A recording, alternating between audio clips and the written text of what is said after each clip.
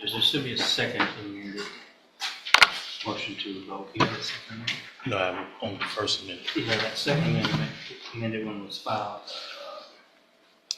I could print out a copy. I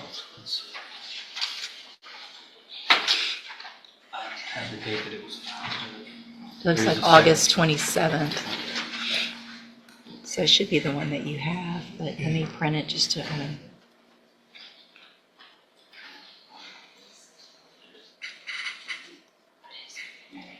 Good morning. Are you Leonard Guillory? Yes, ma'am. And so, Mr. Guillory, let's start with cause number 25. Is it printing? Hold on, I can't. Yeah, there it goes.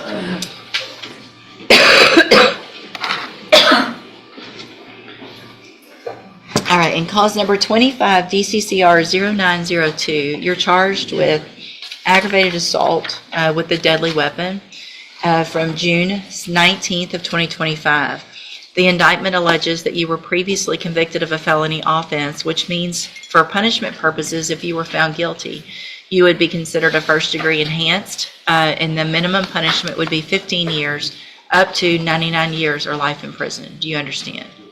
And I have a plea bargain rejection here on the tablet that you signed with Mr. Lewis that shows that the district attorney's office has made an offer if you wanted to enter a plea of guilty for a 10-year term in prison that would run at the same time as a 10-year term in that motion to revoke your probation case. You have every right to reject this offer and have this case set for trial. I do want to make sure you understand what the possible consequences are and what your options are. And do you want to reject that offer and have that case set for trial? So what we're going to do now, Mr. Guillory, is go through that motion. I'm going to get pleas of true or not true on that motion, and then we'll have a hearing on that motion first at a later date. I'll make a decision on that motion, and then we can go forward with your trial after that, okay? So will he waive the formal reading of the motion? He does, Judge.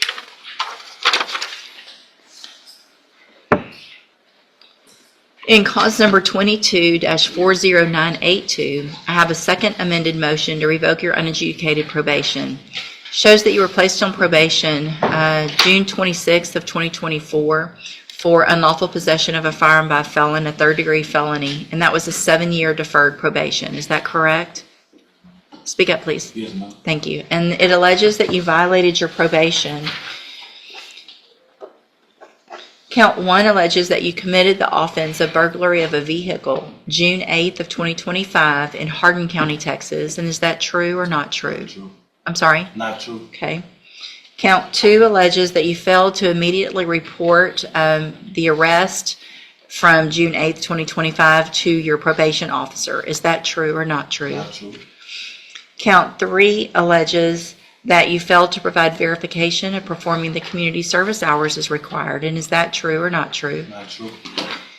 Count 4 alleges that you failed to provide verification of participating in an education program for your GED. Is that true or not true? Count 5 alleges that you failed to provide verification of entering and successfully completing the Moral Recognition Therapy, the MRT program. Not true. Count 6 alleges that you failed to pay your court-assessed fees as directed, and as of June 16th, 2025, you were $1,140 behind. Is that true or not true? True. And then it says second amended, but it never said first amended, so I think it's probably what we were all thinking it was. Anyway, count 7 alleges that you committed the offense of aggravated assault with a deadly weapon June 19th of 2025, and is that true or not true? Not true. Count 8 alleges that you committed the offense of evading arrest or detention with the use of a vehicle June 19th of 2025. Is that true or not true? Not true. Count 9 alleges that you possessed a firearm on June 19th of 2025 in violation of your deferred adjudication order. Is that true or not true? All right. So did you enter your plea of true to count 6 freely and voluntarily? All right, then I'm going to find that count true, find sufficient evidence to find you guilty and revoke your probation. I'm not going to do that today. I'll reset it for a hearing and ask the probation department to do an updated report.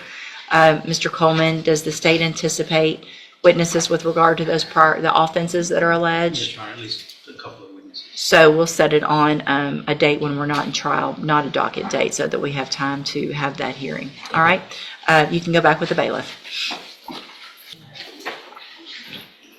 Good morning. Are you Raymond Sweet? Yes, ma'am. And Mr. Sweet, in cause number 25, DCCR 1531, you're charged with a first-degree felony offense of burglary of a habitation with intent to commit another felony, and that's from August 22nd of 2025.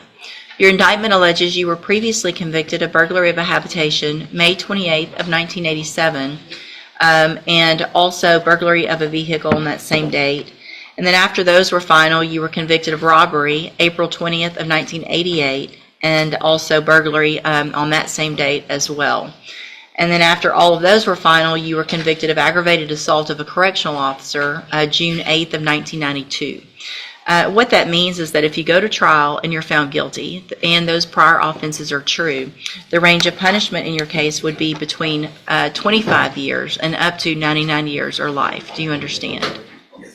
And I have a plea bargain rejection here on the tablet that you've signed with Mr. Rojas that shows that the district attorney's office has made an offer if you wanted to enter a plea of guilty for a 30-year term in prison.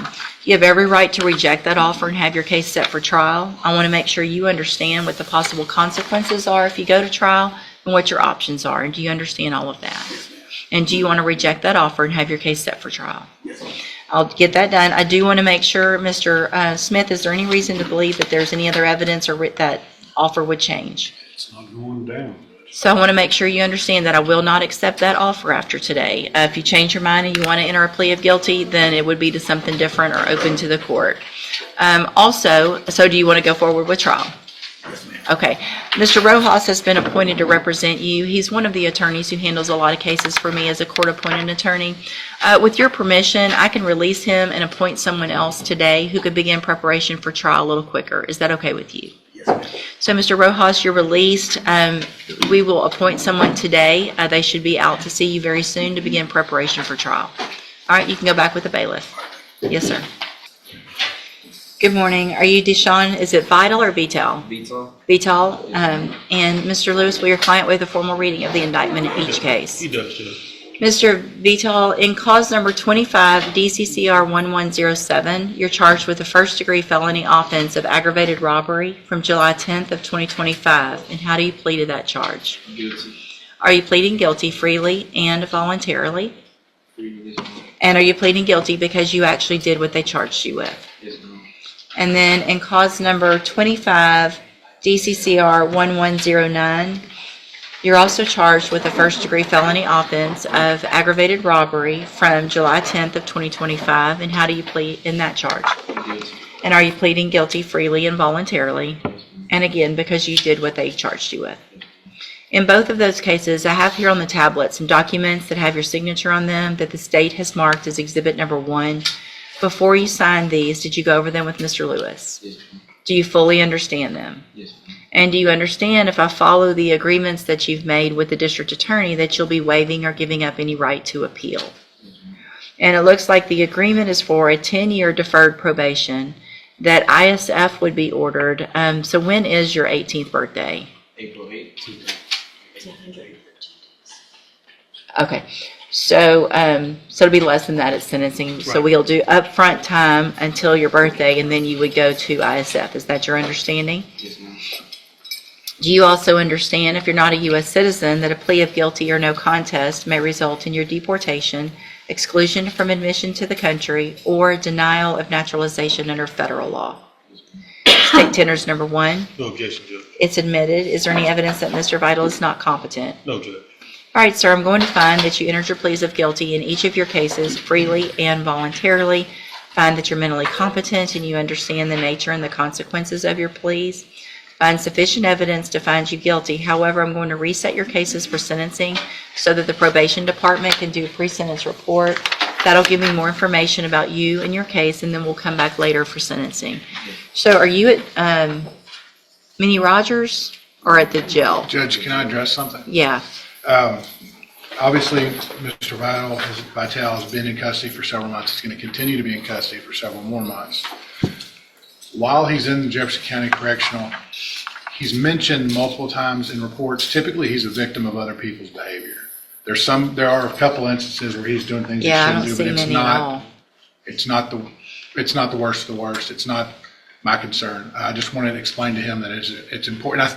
And the last note I saw was that he'd been moved out of a dorm where he was being victimized. Yeah. And bullied. Yeah, I want him to be successful. I want him to I understand do that too. those reports can change. What gets reported between now and sentencing can change what happens in this case. sure. Thank you, Mr. Nichols. And I was going to address that. And you may have heard out there already that incident reports at the jail don't go over very well with me. I do understand there's been some things going on that weren't your doing, and so you just keep doing what you need to do to keep your head down to make it until we get to sentencing so that you can be successful. You're doing the right thing. If we end up with some reports and you change your behavior, which I don't see any reason to, you've been doing pretty well.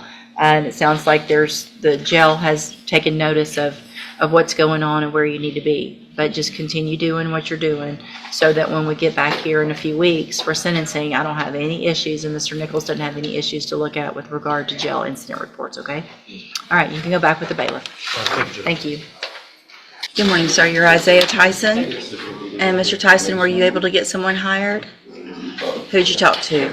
I talked to Lord Razzo, I talked to Kent Johns, I talked to Corey Crenshaw, and I talked to Brittany Holmes. Okay, good. Are you working? I received this. You do? So, Mr. Tyson, you qualify for a court-appointed lawyer. I can get you taken care of this morning. Is that what you want to do? Yes, All right, if you'll step in front of the clerk, she might need you to sit for a few minutes and wait, or she might have that information. Okay, have a step right here and she'll let you know who that's going to be. Good morning, you're Kevin Calise. And Mr. Calise, were you able to get someone hired? I know. All right, did you talk to some lawyers? I talked to Joel Vasquez. Speak up, please. I talked to Joel Vasquez, Kelly, and James. Okay, And also Crenshaw. okay. And where are you on being able to get someone hired? I'm about to assistant officer. I'm sorry. Y'all, I can't hear. I'm having a hard time hearing. So if I can get you all to please keep it down. Say it again. I'm about to switch jobs because the job that I have right now is barely giving me any hours. Okay. Maybe in about a month I'll be able to hire someone. Okay, perfect. Thank you for doing what I asked. I'll reset your case in normal about 30 days or so. If you get someone hired, bring this reset notice to them. If not, make sure you've talked to some others, or if you've selected one that you're going to hire and made a payment, bring a receipt, things like that, okay?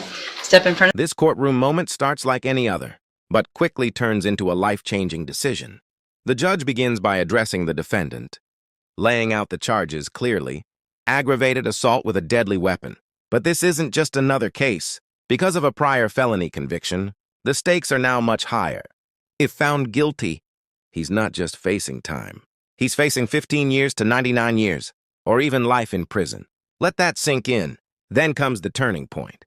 The prosecution had already made an offer: a 10-year plea deal, a chance to avoid the uncertainty of trial and lock in a much shorter sentence. But instead, he rejects it, just like that. The judge pauses, making sure he fully understands what he's walking away from. Because once this goes to trial, there are no guarantees, and things only get more serious from here.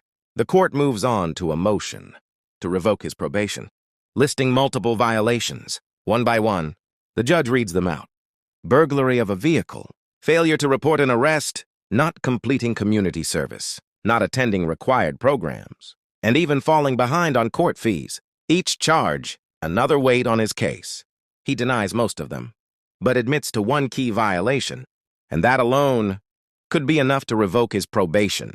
The judge makes it clear this decision won't be taken lightly. A hearing will follow, evidence will be presented, witnesses will speak, and everything from this moment forward will determine his future, freedom, or decades behind bars. This is the reality of the justice system. One decision, one moment, can change everything.